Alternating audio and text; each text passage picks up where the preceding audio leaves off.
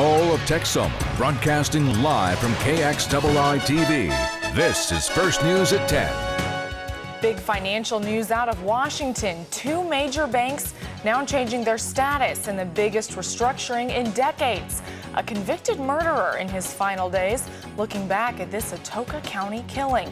And hop on board the Butterfield, how this stagecoach line helped shape Texoma history. Thanks for staying up with us for First News at 10. I'm Emi FItzGerald. We begin with the convicted killer days before his execution date. Jesse James Cummings was convicted of killing his 11-year-old niece, Melissa Moody, in 1996. Authorities say Cummings was married to two women at the time and had so much control over them that he ordered one of his wives to kill Moody. The investigation began in September 1991 when the body of Melissa's mother, Cummings' sister, Judy Moody Mayo, surfaced in Atoka County Lake. Two others were missing, including young Melissa. He was convicted of killing Mayo as well, but that conviction was overturned. Both of Cummings' wives are serving prison time. On Thursday, he is set to die by lethal injection. And in Bryan County, a driver is ejected from his car. It happened on a county road half a mile south of Cartwright about noon today. Police officials say the driver was speeding northbound, lost control and went off the roadway, spinning the vehicle 1.5 times. The 20-year-old driver, Jesse Travis Brown, was taken by LifeStar to Parkland Hospital. No word on his condition. Galveston Island will finally reopen this week, and some 45,000 residents will be able to come back home. But it won't be the same for them.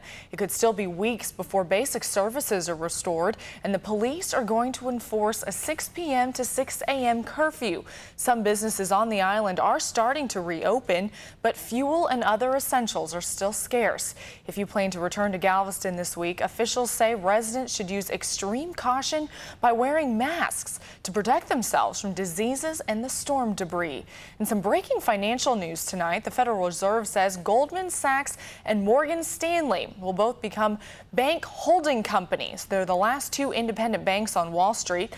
This is part of leaders of Congress and the Bush administration spending long hours this weekend crunching the numbers, trying to finalize a plan to stable the fragile economic market. CBS News correspondent Catherine Brown is in Washington, D.C. There may be just days to save the U.S. economy. This is an urgent matter, and we need to move very quickly. Treasury Secretary Henry Paulson took his $700 billion bailout plan to the morning talk show Sunday. The proposal would have the federal government buy up bad mortgages from financial houses and banks at risk of collapsing. Paulson then hopes the Fed will be able to sell those toxic debts and make back some money. The ultimate cost will be determined by how quickly the economy is stabilized and what happens in the housing markets. But members of Congress on both sides argue American homeowners and the housing market are getting shortchanged, while Wall Street gets bailed out once again. A top Republican estimates the price tag will be more like $1 trillion if you add on the cost of other recent takeovers, including mortgage giants Fannie Mae and Freddie Mac and insurance company AIG. Democratic leaders met behind closed doors Sunday, discussing the need for more accountability, transparency, and oversight. You cannot just turn over $700 billion of taxpayer money and not insist that that taxpayer is going to be protected in this. Still, Democrats say they feel the gravity of the moment, and both sides are confident they'll have a vote on the bailout plan by the week's end, taking the nation's deficit into uncharted territory in an attempt to stem the worst financial storm since the Great Depression. Catherine Brown for CBS News, Washington. On your education beat, area students will soon learn about politics in the classroom. State Senator J. Paul Gum is stopping at several schools in his district. Gum plans to speak about public service and how anyone can get involved serving their community. He says his interest in politics was initially piqued in elementary school when an elected official visited his classroom. Monday, Gum plans to visit Kingston and Rock Creek High Schools, with many more to follow throughout the week. Texas is rich in history, and the country's first land mail route cut right through Texoma. Sherman hosted a Butterfield Trail 150th anniversary celebration today. Stephanie Breletic has more on the history of this route and what others are trying to do to preserve it. Blacksmiths, quilters, and stagecoaches are a far cry from modern technologies. But that's how life was when the Butterfield Overland Mail Route came through Texoma. My father and I, we love to dress up and celebrate history, and we saw the special on the news about it, thought we'd come out and check out the festivities. The Butterfield was the first land mail route. It connected the east and west sides of the country. Sunday's celebration was more than just a party, with live music, food, even living history demonstrations connecting the past with the present. Folks even got the chance to take a ride on an authentic Butterfield stagecoach. It's very educational, first of all. It tells them where we came from, how we've progressed, and you know, they're just getting a lot out of this. Besides all the fun, they're learning something and they're having a great time. So I think it's a great community event. The Perrinfield Honor Guard was on hand, presenting colors at the opening ceremony. The boys say the Butterfield is something close to their hearts. The longest section of the trail ran through Texas and is special to Texoma. Actually, the hardest part of the Butterfield Trail, the roughest route through here. And it was just amazing, though, that I heard that it came right through Denison and Sherman. Right now, the Honor Guard is trying to raise money to afford a trip to Washington, D.C. for this January's presidential inauguration. And they're going to stay busy once they arrive. They'll meet with officials, urging them to add the Butterfield to the National Historic Trail System.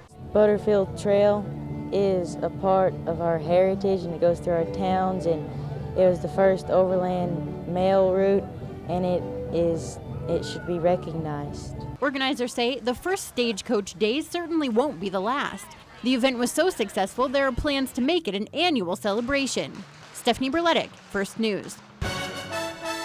Still ahead on First News, Samuel L. Jackson is added at the box office again. How his latest movie fared this weekend. And another pleasant evening across Texoma. Steve's here with what to expect this week weather-wise. And spinning pinwheels for peace. How folks were promoting nonviolence in Oklahoma today. You're watching KXII's First News at 10. Emi FItzGerald, sports with Mark Van Possen and Megan Krandig with First Weather.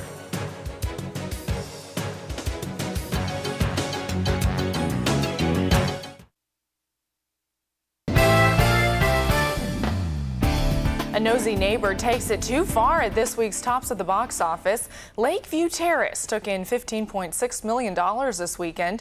It stars Samuel L. Jackson as a tightly wound police officer who appoints himself as neighborhood watchdog. A multiracial couple moves in next door and he doesn't approve, harassing them. The couple then decides to fight back. We don't want to spoil the rest of it, so you'll just have to go watch it to see what happens. And pinwheels become a sign of peace in Oklahoma City. Thousands of student-made pinwheels adorn the city to celebrate peace among cultures. Hundreds gathered today for the United Nations International Pinwheels for Peace celebration at Myriad Gardens. Activities included multicultural dancing, singing, and non-political information about peace from dozens of groups. The pinwheels adorn schools, homes, businesses, and public spaces. It's part of the International Day of Peace, and students are asked to practice a state of calm and tranquility with no anxiety or violence. No anxiety sounds like a good thing, doesn't it, That's Steve? a good thing to strive for. I'm working on it. Right. Hey, you know, the weather's peaceful tonight. We have hardly any wind. Now, there could be some fog by morning, and I'll come back and tell you all about that. And check out your work week forecast, so stick around. No rain expected, Amy, for this entire week.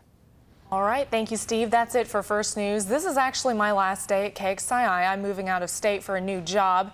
It's been a pleasure working and telling the stories of Texoma. I've enjoyed it so much. For now, though, let's send it over to MVP for Sports Overtime, Mark. You and I have known each other for what, 6 years now? At least. We're gonna miss you for sure. Thanks. Good luck over there in Shreveport with all that you've got planned coming up. For everybody else at home, Sports Overtime starts right after the break. We're gonna start with Dallas Cowboys highlights as they take on the Packers. Don't miss it.